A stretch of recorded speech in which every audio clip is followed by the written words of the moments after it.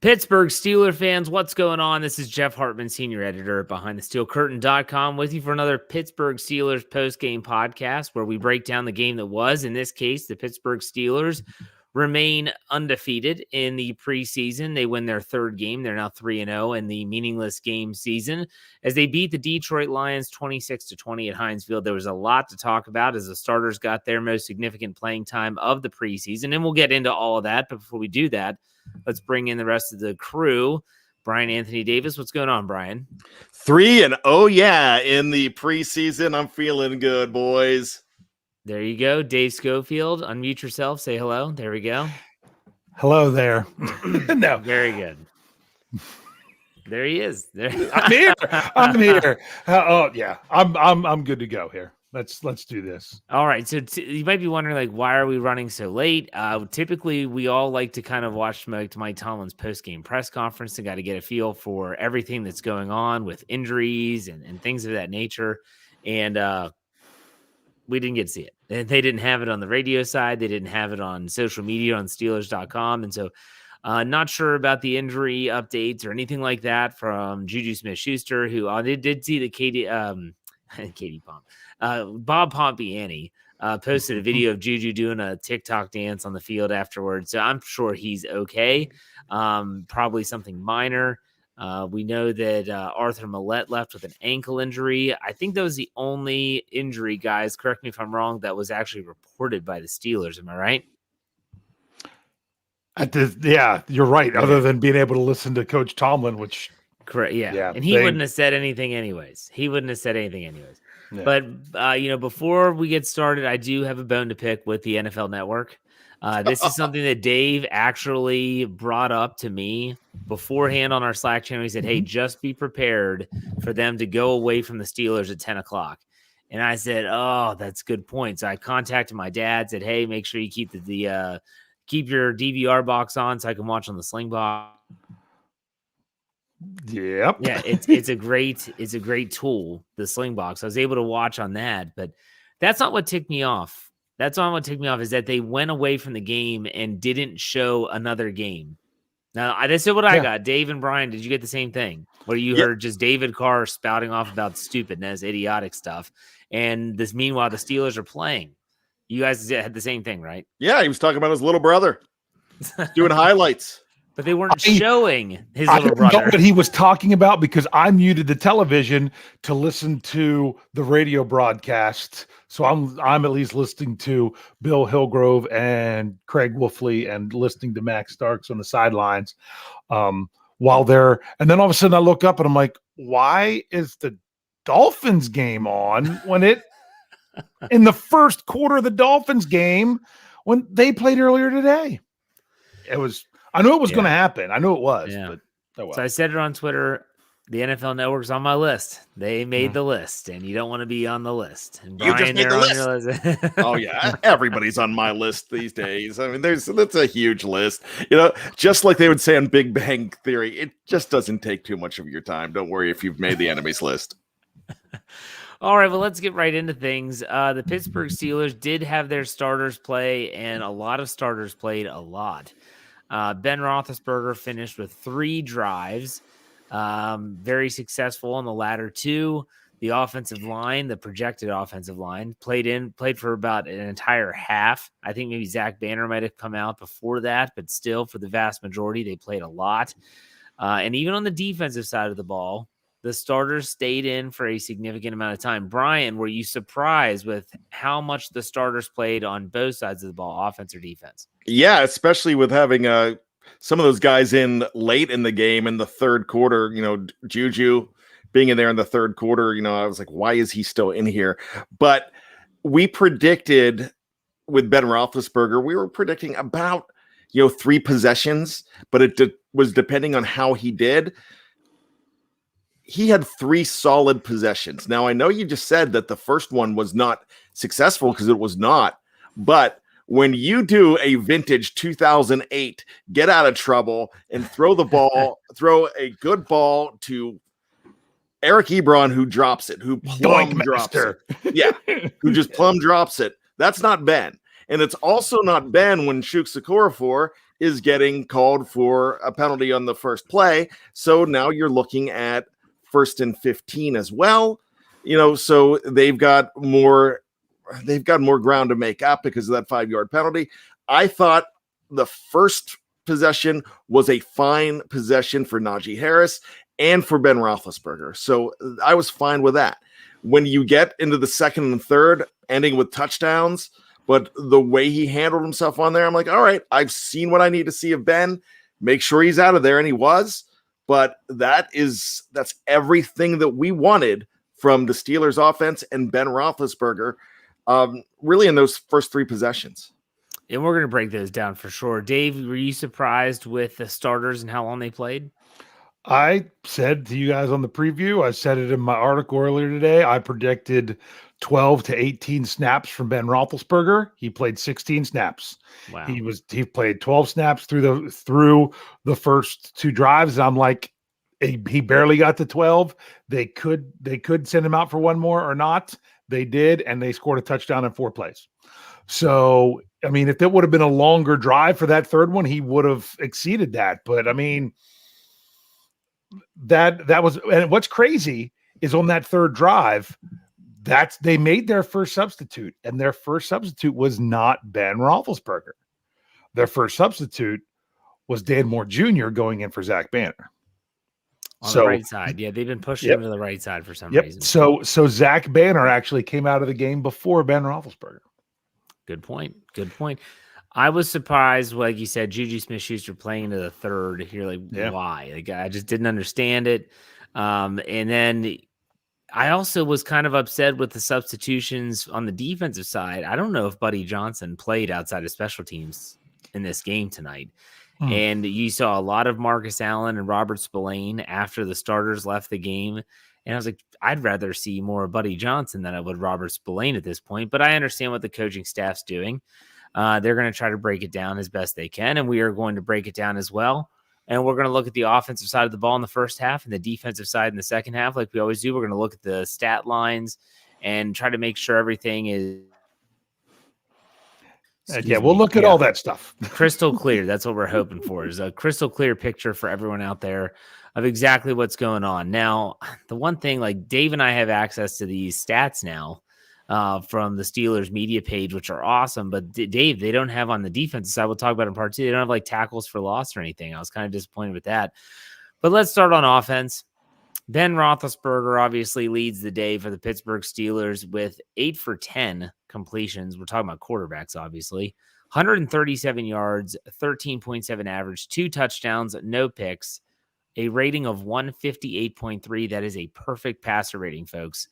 Then Mason Rudolph came in, and he was 13 for 18, 138 yards, 7.7 average, no touchdowns, no interceptions, had 2 drives getting in the red zone, both ended in field goals. Rating of 94.2. Dwayne Haskins finished out the game 4 for 7, 56 yards, 8-yard average for an 83.0. Gentlemen, grading the Pittsburgh Steelers quarterbacks. Bryan, we'll start with you. Well, you don't have to give them a grade, but what were your thoughts? Well, if I was going to give them a grade, it's got to be an A, because they got exactly what they wanted out of it. They're finding out more about what they have with Ben Roethlisberger, like I mentioned before, that play where he got out of trouble. That's significant. That means he can still do it. They made a comment on the long ball. I noticed Charlie Batch said it, and it's like, hey, yeah, he can still hit that long ball. And that was a nice throw on, I believe, a 3rd down, if I'm not mistaken, to Deontay Johnson. That was a great play too. So you can feel so much better about Ben Roethlisberger. And then you got to look into the battle for QB2. And I also think it's not just a battle for QB2. I think it's a battle to not be traded. I think that's one of the things that might be on the horizon, that they might try to deal one of those 2 guys.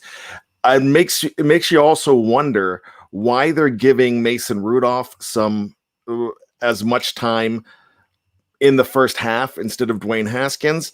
I have a feeling that they're trying to make both of them look really good, so one of them can be so both of them are attractive in the eyes of another general manager.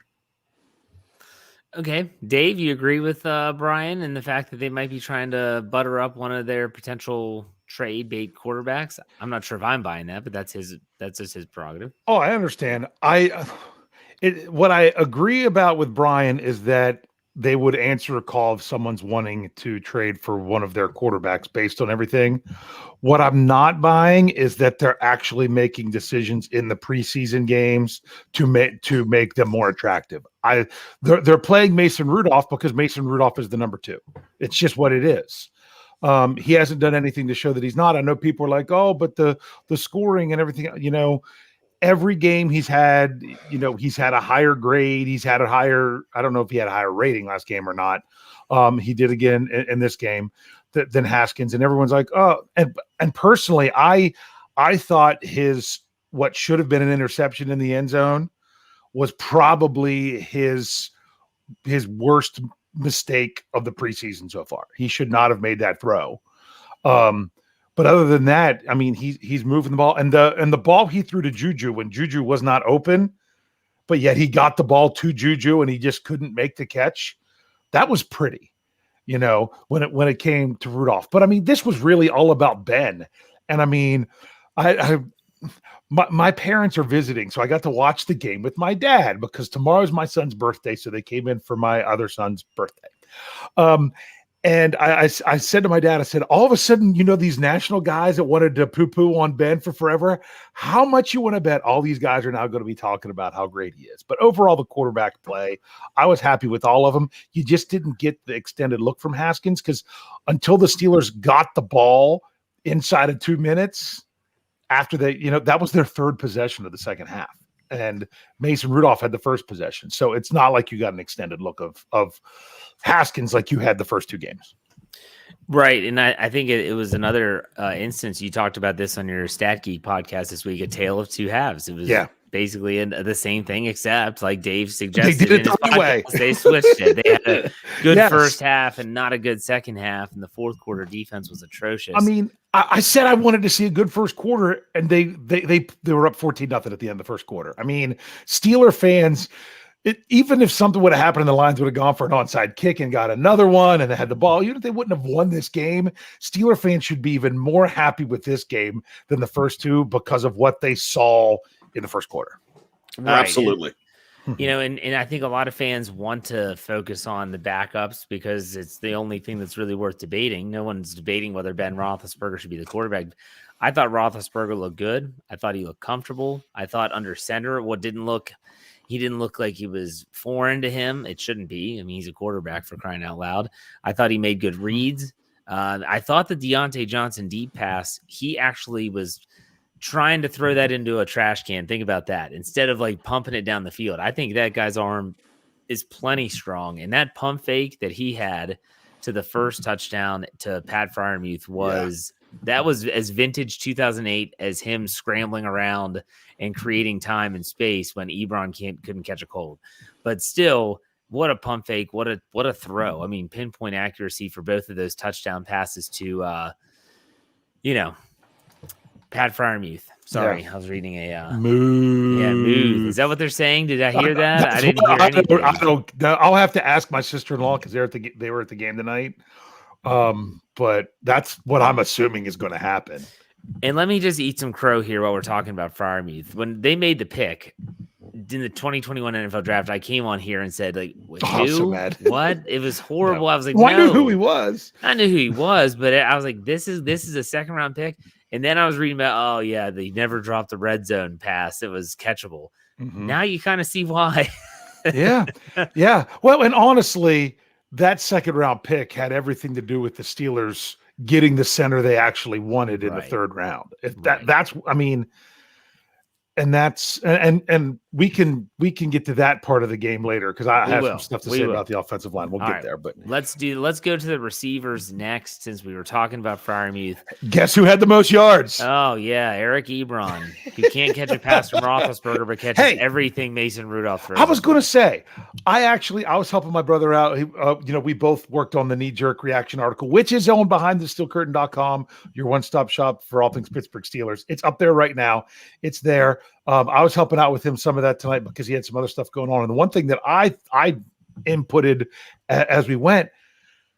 I thought that Ben Roethlisberger had more, he had a better connection with Freiermuth tonight, while Rudolph had the better connection with Ebron, which is not what I would have expected. Well, there was the play that they tried to put Ebron in a block, and it was atrocious. And he swung and missed. It was awful. But let's get to these receiving stats. Ebron did lead the Steelers with 4 catches for 59 yards, along with 27, 14.8 average. Najee Harris, 2 catches for 53. If I have my notes here, I'll have to get them. If you had the over on the yardage, he did that in one play, I think. For my over-under on the Steelers preview, 2 catches for 53. Deontay Johnson, 1 for 43. Juju, 5 for 39. Ray McLeod, 2 for 35. James Washington, 3 for 24. McFarland, 2 for 21. A lot of players targeted. Do you have the number, Dave? You always seem to count them up. I had, honestly, the one I have up now it was a number of players who had receptions. I have to go into another one to see if there's anyone who was targeted that didn't. 12 targets, and Anthony Johnson had 2 targets and no receptions. He was the only one held without a reception. So, all right, Brian, let's start with you. What do you think about the receiving core? Very solid effort. It was nice to see that ball being brought down by Mr. Deontay Johnson, DJ18. I think he has a nice rapport with Ben Roethlisberger. Like to see that. I like to see the battling by Juju Smith-Schuster, especially on that third down play where he got a lot of yards. When I say a lot of yards, he got over 10 on that play. So that was really pleasant. The big thing that I'm looking at here is I'm judging this game by the first half because of I'm looking at more of the guys that are going to be in Buffalo on week 1. And that's probably what you're looking at so much more here. So everything that happened in the second half, I don't find as significant in this game. Dave was right on when he talked about the tale of 2 halves. This was important. If you have to choose a half, you're going to choose the first half. And that's exactly what you got. So I'm pleased on how the receivers were synced up with Ben Roethlisberger. The one thing that I want back is that Eric Ebron play. So when you say that Ben Roethlisberger's 8 for 10, I say Ben Roethlisberger's 8.5 for 10 because they should at least give him a half for throwing that ball. He's not the one who dropped it. But the receivers, I like what I saw. Dave, I was going to say, do you guys... What were the 2 incompletions? The one was the one to Ebron. Do you remember the other one? Yeah, it was a ball that went off the hands of was it Ebron? No, it was he threw it behind the line of scrimmage to Najee, who was going to get killed, and he was better off not catching it. Okay. Yeah. It was high as well, but it was just one of those twisted around plays. But I mean, wow. I mean, the fact that you have to, you could name the 2 incompletions. That's pretty nice. Well, I didn't think that they were overly pass happy when Roethlisberger was in either. I thought it was a very balanced approach, and that's is a good tie in between the quarterback conversation and the receivers. I thought that the receiving core was outside of Ebron's drop. I mean, there wasn't much to complain about. I mean, I can't think of anything really to nitpick. Ebron's drop is blatant, so you're going to talk about that. Let's go to the rushing. Let's go to the running backs. Kalen Mbalaj had 7 carries for 30 yards. Jalen Samuel, 7 for 16. McFarland, 6 for 11. Haskins had a nice run for 10. Najee, 4 for 10. And then that's about it. Guys, what do you think about the running game? This was kind of tough. They finished with 78 total rushing yards on 27 carries for a 2.9 average. Brian, we'll start with you. Once again, I thought the running game, they did what they needed to do. Najee Harris, I mean, I'm surprised that he only had 10 yards. I thought he, on one of those first runs, I thought he went for about 6 or 7 strong runs. So if the other 3 were losses, I know one was for a loss. But the longest was 8 yards. Yeah. Okay. Yeah. So, I mean, I thought he looked a whole lot better. And when you say balance, Jeff, I really thought that Ben Roethlisberger feels like he has a toy in Najee Harris, so he can do so much more with the offense. That's the way I felt about this entire first half, especially the quarter when Ben Roethlisberger was in there. But the fact that he was able to throw the ball to Najee in the way that he did. And Dave and I predicted this the other day. I think you agreed with us that he's going to have one that Najee's going to have one that he breaks for a big gain. I was saying it's probably going to be a 25-yard gain. And I think Dave was in the same boat as me there. I mean, hey, it was a lot more than that, but it's great to see that part of the equation in there because we haven't seen that in a while. I have no problem with the 10 yards rushing because he's going to do more in the regular season. They're going to have more of an attack where he's getting a lot of room running the ball. But Kalen Ballage is the guy I want to talk about. It's very important that this gentleman makes the team. I think he is definitely should be the number one backup there. I think Anthony McFarland has an opportunity, but he might be more of a third round back. I mean, excuse me, when I say third, a third down back. So I would kind of think that those are your three guys. Benny Snell's not getting any action. He's not healthy. He's not in there. I thought he was actually going to get an opportunity with him showing up and being at practice. So I think really it's going to be really tough for anybody to unseat Kalen Ballage. Dave, what are your thoughts about the running backs? I think the running game in all, and I think a lot of this has to do with the blocking as well, which we'll get to.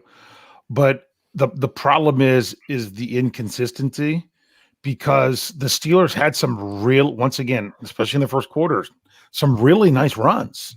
They really did. But then you still have those couple negative ones thrown in there, which kind of kills your stats, So when you're so then you bust out 8 yards on first down, or 9 yards. So you're 2nd and 1, and then you lose 2 yards and you're 3rd and 3, and then you convert on a pass. So in all, you're looking at 2 rushes for 7 yards on something like that, which isn't all that impressive, but you had a 9-yard run in there. You know what I'm saying? It's just they need to get a little bit more consistent. Like there was one rush play at the middle. I mean, Kendrick Green had a fantastic block and got to the next level. And I know you say about he whiffed on the one. This was Eric Ebron pulling into the middle and coming right up in and sealing the block inside. He had a really nice one on the one run that I rewound and watched several times. But then you just have guys. I don't know if it was miscommunication, letting guys go. I noticed the one, they just let the outside linebacker on one side, let him go unblocked when they ran the other way. And he came all the way in and blew up the play for a negative 1 yard or 2. So the problem with me, I think is really, and it's not the running backs, it's just the running game as a whole is just, they need to get some more consistency. And it's almost like they've only practiced for a week together. Yeah. What do you know? Which they have. Mm-hmm. So I think that'll come with time. And I had no problem keeping the majority of that offensive line in the game for a full half and some even more than that. You have to get them repetitions, especially when you're talking about a young player like Kendrick Green. He's a rookie. But let's not get into the offensive line too much right now. The running backs, I thought Najee Harris is just a playmaker. That's exactly the way I want to describe him. He is a playmaker. It just seems like whenever he has the football in his hands, he's going to make something happen. It might be 2 guys miss and he gets back to the line of scrimmage, but he's going to make something happen. But let's talk about the offensive line. You can talk about pass pro or run blocking. What were your thoughts on the offensive line as the projected starting 5 got on the field for live game action for the first time this preseason? Bryan, we'll start with you. Well, I think it worked enough. And, we need to see more. They need more time together. You made that joke about them only being together for a week, but it's not a joke. It's the truth. And as they get a chance to gel more together, with that first game being on the 12th. So there's 2.5 weeks before the next game, or 3. Oh my, more than that, 3 weeks till the very first game. So with that being said, I think they'll have a chance to really gel. I know they just wanted to get Zach Banner's feet wet out there. And the decision to move Dan Moore Jr. over just happened in the last few days where they said that he was being moved. I believe that was Thursday or Friday where I read that was going to be official because I had to go ahead and completely change my fact or fiction on Dan Moore Jr. because of that, because it was all about the left tackle position. So he's primarily going to be the right tackle backup is what they're looking at with the ability to swing, but he probably has a spot locked down, but they're going to give Zach Banner some time. Like I said, just wanted to get his feet wet there. I think more and more that this line is going to come together. It's not going to come together as fast as we want it right now, but they're going to be gelled enough to have a complete game in week one. And so I just think there's that 3 weeks with them together now is going to be more significant as it goes. But I am more optimistic than pessimistic when it comes to this line. When Dave talked about the block from Kendrick Green, that's all you need to know. Yeah. Offensive line, Dave, I know you want to talk about them. Go ahead. Inconsistent is the thing. I mean, you'd come up and like I said, Kendrick Green had that great block on that one running play that I rewound it and watched. I didn't get to do that a bunch like I try to do during the live game because I didn't want to upset anyone. I'm used to watching the game by myself, so I didn't want to upset anyone else watching with me. I'm like, I'll check this out later.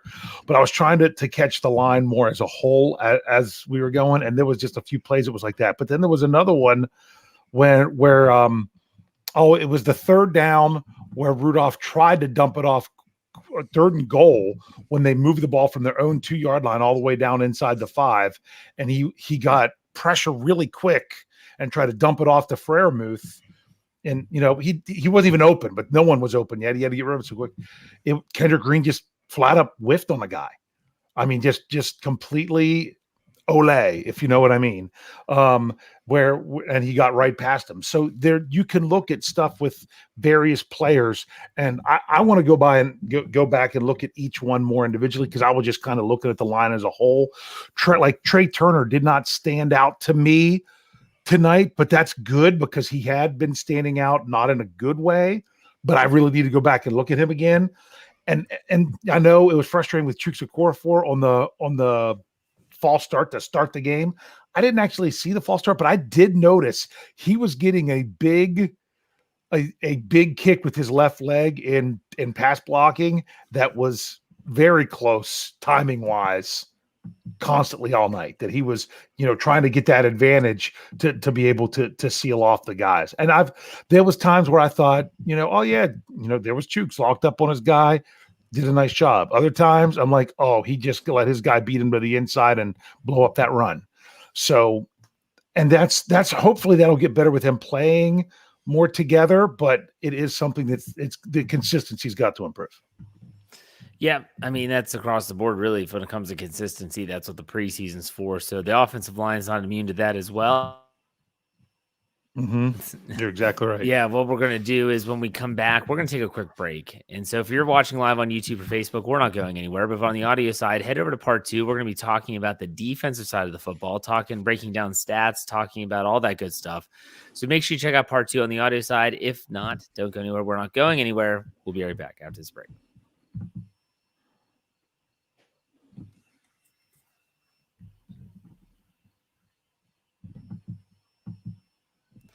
All right, Pittsburgh Steelers fans, welcome back to the second part of the post-game podcast. I'm Jeff Hartman, senior editor at BehindTheSteelCurtain.com, joined as always with Dave Schofield, editor of Behind the Steel Curtain, and Bryan Anthony Davis, our podcast producer. We talked about offense in part 1, so if you just happen to stumble on part 2, make sure you go back and check out part 1 to hear all the talk about the offensive side. The defensive side was a different story altogether. They did not give up any points in the first half. In the second half, especially in the fourth quarter, things certainly fell apart. Let's go over some of the statistics, though. We'll break it down that way. Let's start off by looking at the pass defense, and we do that by focusing on the Detroit quarterbacks. Tim Boyle got the start, 7 for 15, 44 yards. David, I guess is it Blau? 12 for 17, 143. He did throw a touchdown. What did you all think of the secondary? When you look at the stats for the Steelers, you did have, James Pierre with 3 tackles, Justin Lane with 3 tackles, Marcus Allen had a pass defense, Lane had a pass defense. Those were the only 2. I'm sorry.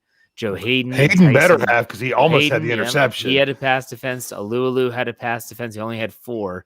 What were y'all's thoughts on the pass defense? We're not talking about sacking the quarterback, just pass defense. Bryan, we'll start with you. Well, once again, I'm looking at the first half, and if that's what I'm looking at, I was pleased with what they did as far as defending the pass. It might have been in the very beginning of the third quarter when Justin Lane had that that pass breakup. I thought that was really solid, but as far as everything else goes, I think I was pleased. I did not think it was a bad effort in the first half. Dave, what do you think about the secondary? I kind of agree with Bryan there.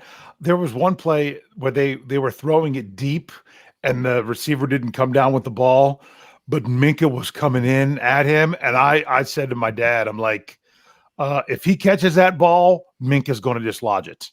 But he didn't get a chance to dislodge it because he didn't catch the ball. You know what I'm saying? Do you guys know what play I'm talking about? It was a deeper pass. Minka came in and kind of dove on it.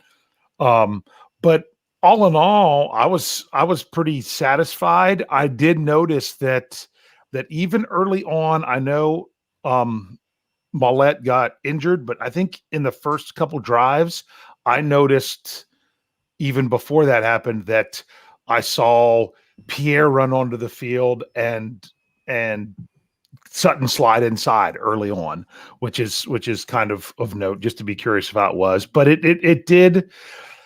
There was really nothing glaring at all with it, in my opinion. I just felt like, sometimes they gave up some short passes, but like James Pierre was defending the sticks the one time and, had to come up and tackle a short one. Not that he did something bad. It was a nice play to come up and make the tackle, but it just wasn't what it was. So in all, I was satisfied. Let me ask you guys this question. Bryan, we'll start with you. Are you okay if they decide to move Cam Sutton into the interior of the defense throughout the entire season, if that's like what they do, and then shuffle someone on the outside? At this point, yeah. I am not dissatisfied with what I'm seeing from James Pierre. I think he's turning heads in practice as well. So I don't have a problem with that. And we know what Cam Sutton can do inside. I think he's solid in that position. Dave, what are your thoughts on that? I don't like it as much because Cam Sutton is not the type of I'm going to say nickel backer, if you know what I mean, or slot backer, I guess is the better way to say it, because the first one is not, it makes you think of another type of reference. So we'll go slot backer. Sorry about that one. Okay, back on track. All because he's not going to be the guy he's not a good blitzer, in my opinion. That's why they were working with, Brooks doing that job. But if the other guys, you can't make the team from the tank. Sorry. No, you can't make the club from the tub. And that's what's going on right now at the nickel position, is they're trying to also find someone that can be like what they had in years past for Mike Hilton. And they just, the guys that they want to do it aren't healthy. So if Cam Sutton's doing that by default, I think he can do well in that role, but it's not going to be the same role that we've seen in years past from the Steelers, if you know what I mean. Absolutely. And I know Jeffrey Benedict's in the live chat right now. He's saying that last season when Hilton was hurt, that when they played the Browns and the Ravens that run the ball as much as they do, they couldn't put Cam Sutton in the slot. He's not the nickel guy in that situation. Yeah. So they're going to have to figure something out. And like you said, unfortunately, Mollett and Antoine Brooks Jr., they're both injured. Who knows if Antoine Brooks will be back for the final preseason game? There's a lot of question marks in that secondary still, and they all kind of have a ripple effect. For instance, what do they do with Sutton? Does Pierre play well enough? Is Lane going to be trustworthy enough? We'll see. Let's go to, since we just talked about the secondary, let's talk about the pass rush next. The Pittsburgh Steelers only had 1 sack. And it was a combined sack between Marcus Allen and Jameer Jones, who always seems to find his way around the football. Quarterback hits, they ended up with 5. Cam Hayward had 1. Isaiah Loudermilk had 1. Jameer Jones had 2. Marcus Allen had 1. They didn't get the sacks that we predicted, but what do you think about the pass rush? Bryan, we'll start with you. Well, Loudermilk actually had 2, but it was a late hit. So they had to take that away. So really, I wasn't pleased with the effort of what we've seen in the first two preseason games from the pass rush. We predicted the other day 3 and 4 sacks, I believe, in the over under on the preview, and they just did not live up to my expectations, especially with guys like Blau and the other guy with a B. I don't even know their names at this point. Boyle and Blau. I mean, they'll get money for you. Law offices of Boyle and Blau. I mean, that's really what I felt like. I mean, I would have loved to have seen Jared Goff in that game just to get a better assessment of what they were. But with all of that, there should have been Boyle and Blau on the turf a lot more. If it's not a law firm, it sounds like a skin condition. Suffering from Boyle and Blau. Oh my. Do you have bad cases of Boyle and Blau? If you get them together, it's really bad. Anyways, not sure if it's sexually transmitted or not. Anyways, let's go to this coming from the health teacher. Yes, that's right. I teach it. All right, Dave, what's your thought on the pass rush? My thought on the pass rush, before I get to it, I want to bring up something that Bryan said about how he really wished that Jared Goff would have played in this game. Jared Goff played last week for the Lions. That's what I remember. I don't know why he didn't play in this game. I have a theory. Do you think they played more starters last week and not? I don't know about their other starters because I don't even know who they are. I'm not that in tune with the Lions at this point in training camp. They're not that good. But I mean, so I don't even know who the people would be, if you know what I mean. But do you think they didn't play Goff or maybe even others because they play the Steelers this season? Do you think they played it that way? Because Colin didn't care. He's just like, we don't play them until November. We're doing what we do. And so I bet you anything with the new head coach, everything, they're like, oh, well, we play them later in the season. Let's not play these guys and show them anything or stuff like that. So that could have been one thing. Now back to the pass rush. Yeah, it didn't have a lot of quarterback hits. But I will say in the first half, it seemed like they were trying to get rid of the ball really fast. You know what I'm saying? That there wasn't a lot of long developing plays. Now the second half, I mean, my goodness, Blau was killing the Steelers with his scrambling because they weren't finishing off the plays when they should have had several more sacks. That's what I didn't like, is that they let the quarterback. I mean, what did he end up having? I'm trying to find it. He had 26 yards on 2 carries. You know what I'm saying? So that's the most frustrating thing, is to let the quarterback out of the pocket, not finish off the sacks, let him run for first downs and things like that. Yeah, I mean, I'm looking at the over-under line. We had it set at 3.5. I feel like most of us went either just under a 3. I think I went over with 4. You went 4 and Bryan and I went 3. And so that was, my gosh, we weren't even close. So, all right, let's talk about the rush defense for the Pittsburgh Steelers. The Detroit Lions, Craig Reynolds, 5 carries for 29 yards. David Blau, 2 for 26. Jamar Jefferson, 3 for 22. And I'm not even going to try to pronounce Godwin's last name, for 721. Iguabuike? Yeah, there you go. What do you all think of the rush defense, Bryan? Go ahead. I was fine with it. I thought they were really going after the ball carrier. Oh, again, I know this is a theme with me tonight. It might be a cop-out. A lot of the rushing yards came in the second half, but what we saw from the first half with the guys that are going to count more looked pretty good. I thought they bottled that team up. Dave, thoughts on the rush defense?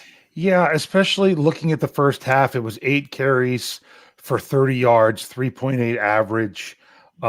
And the main one was like Jefferson busted out a 10-yard run. That was one of the first plays of the game too. Like, if you think about it, the Lions, I think they got first downs on their first 2 offensive plays, and then didn't really have much yards for the rest of the first half, which, that's kind of nice. I mean, they only had 65 yards in the first half. I mean, combined between rushing and passing, and 20 of them were on the first 2 plays. So, or at least 20 of them, you know what I'm saying? So I feel like as the game wore on, I was kind of disappointed because I thought, oh man, these Steelers reserves are really showing that they're better than the other teams. That's not what happened tonight. They really wore down towards the end of the third quarter and into the fourth quarter. But that's if you decide you don't want to really look at that, then I'm a lot more happy with what the Steelers did tonight. Yeah. One guy I was watching, I just want to get Charles' opinion on him. Schobert. This was Joe Schobert's first time with the Steelers. Bryan, I'm sure you were keeping an eye on number 45 like I was. What was your first initial take of Schobert's debut with the Steelers? I just thought it was incomplete. I really didn't feel like he was up to speed with the Steelers. I wanted to see a little more. How many tackles did he have? I don't even know. 3 total, 1 solo. Okay. I wanted to see more from him, but I don't think that I still think he's an upgrade over Spilly at this point. Gosh, I feel like Spillane's taking a step in the wrong direction personally. But Dave, what are your thoughts on Schobert? Well, I mean, he didn't stand out except for the play that was probably his worst play of the night. When they, dumped, it was a 3rd and long, they dump it off to the tight end, and he lets the tight end carry him for a couple yards to just get enough for the first down. So that's going to stand out because it was the most noticeable play he was a part of all night. Other than that, he was just kind of, in the midst, kind of doing the job that sometimes how many times did you not notice Vince Williams in a game that you're just like, is there anything that I'm not saying not for specific plays, but there's times of the game where you're not really noticing what he's doing because he's basically just doing his job. I'd have to really go back and focus specifically on Schobert to see if there was anything more on it. For all I know, maybe one of the other BTSC writers are already looking at that, if you know what I mean. But I think what Bryan said is that, how many practices did he have with the Steelers anyway? So I think it's only going to get better from here, hopefully, but it's not like he came out and blew us out of the water. Yeah, I saw the on-field interview with Minka Fitzpatrick towards the end of the game. Again, I think if you're watching NFL Network, you didn't get to see it, but he was with Missy Matthews, and he thought that Schobert did a good job for the limited amount of practice time that he had. And so, I think it's just the him and Devin Bush getting more time together is going to be beneficial. So we'll keep an eye on that. Yeah. The most talked about position that we should be talking about is the punting position. I mean, my goodness, that's what everyone wants to talk about. Shockingly, Jordan, it seemed like they did half and half, Dave. It looked like Presley Hartman had the first half and Jordan Berry had the second. And we'll never really know. The only way we know is that Jordan Berry held field goals in the second half. There's only one kick. Yeah. Big press, 50-yard bomb, good hang time, like a 1 or 2 yard return, a great punt. Bryan, what do you see happening with this punting battle going into the final week of the preseason? Well, I think the punting battle is actually decided at this point because you have to look at the recent history books with Jordan Berry and the inconsistencies that you had. You have to look at the reason why you cut him last year in favor of Mr. Dustin Colquitt and the fact that they had to bring him back because the Colquitt experiment was bad. So I think you have to look for the fact that you have not seen. Really, have you seen any problems in Presley Harvin's game at all? He has not struggled, and he's a younger leg. He's boomed it. That 50-yarder tonight, I think, kind of sealed it for him. I think really he has to struggle for there to be a problem. Yeah, Dave, what are your thoughts entering the final week with this red hot battle of punting team? Yeah, well, I think that not only did Harvin have a 50-yard punt, the fact that it was a 3-yard return. That was it because he didn't outkick his coverage and it's the hang time, man. I don't have the number of the hang time. I wish I did. I mean, I would have to go back and watch it, and try to time it myself on TV. Do you remember? Why don't they do that anymore? I remember back in the day on CBS, every time there was a punt, they had the little clock running in the corner. Remember that? I do. I mean, how long has it been since they did that? It's been a while. But yeah, I always liked that. But yeah, I don't know what the hang time was. But bottom line is you can't kick it. I will tell you this, Jeff. I hate to tell you this. He was not the best punter on the field tonight.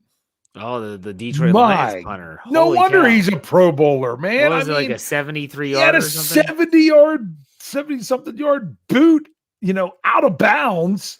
I mean, that was pretty impressive there. Little bit, that's a bit much to ask the rookie right now. But yeah, that might have been until the fourth quarter. That was the strength of the Lions game was their punter. But yeah, I was happy with Big Press. Jeffrey Benedict in the live chat says, I'll put this up on the screen. 3 yards, isn't that the longest return he's allowed this preseason? Yes, it is. It probably is. And when you think about that 72-yard or 73-yard bomb by the Lions punter, Presley Hartman really hasn't been in that situation where you just get to kick it as far and as high as you can. He's pretty much been in those spots where you want to angle it, you want to get good hang time, you want to make sure you're trying to put the spin on the ball that you want.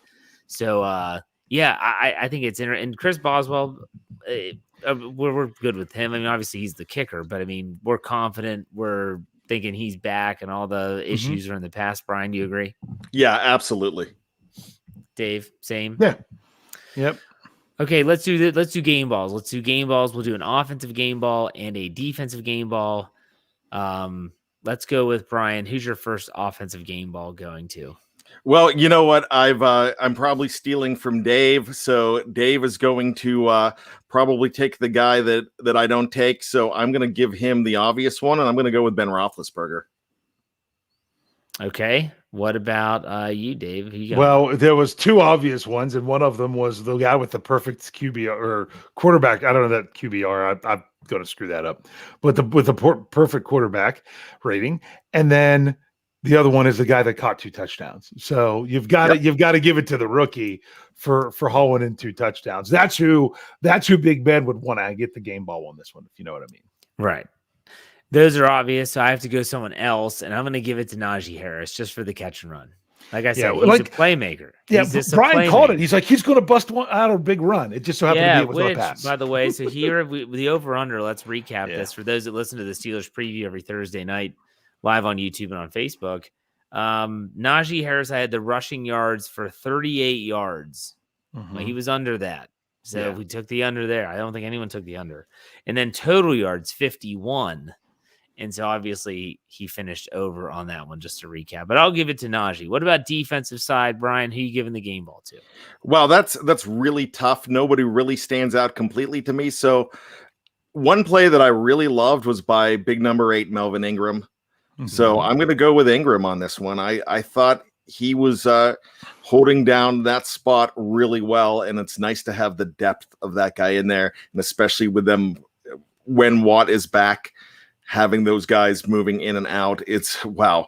We haven't had the depth at outside linebacker on the edge in a long time. All right, that's a good one. So what about you, Dave? He went with Ingram. Who do you have on defense? I love the fact that you have that you're like, I don't know if there's one player that really stood out, because the defense, like I said, in the first half gave up a total of, what did I say, 65 yards. And yet it wasn't like one player was the person that was doing everything. It was basically everyone across the board. So with that, that makes it really tough. If I'm just trying to think of anyone that really had any outstanding stats, and there really wasn't. I mean, I like the Ingram one. It was nice to. I'll just say this. I'll go with Minkah Fitzpatrick. It was nice to see him back there doing his thing. That kind of allowed the Steelers defense to do things a little bit differently. I'm going to go with Joe Hayden, because here's a guy that wants an extension. He wants an extension. And if he only could have picked off that pass, I think it really would have been like, hey, I'm still here. But he made the break on that play, and that's a veteran move when you watch that play from the end zone camera, which they showed that when he almost picked it off. He's just reading the quarterback, and he's making a break on the ball. He's not technically probably supposed to be there, but still, I thought Joe Hayden, he changes the dynamic when he's in there, just like Minka Fitzpatrick does. So, all right, guys, let's do some final thoughts here. It was kind of a weird game. It's been the antithesis of all the other preseason games in terms of the Steelers played well in the first half, not so great in the fourth quarter. Bryan, what are your final thoughts after this game where it's 26-20 Steelers? You know what? I'm looking at the score being 26-6 at one point. And when I look at that, that game, it's done. So when you go ahead and give up the extra 2 touchdowns, especially with an onside kick with 3s and 4s in there, I don't get that concerned. When I look at the fact that we needed Ben Roethlisberger to come back and be vintage Ben Roethlisberger and do the things that he did, the pump fake, like you mentioned, Jeff, was glorious.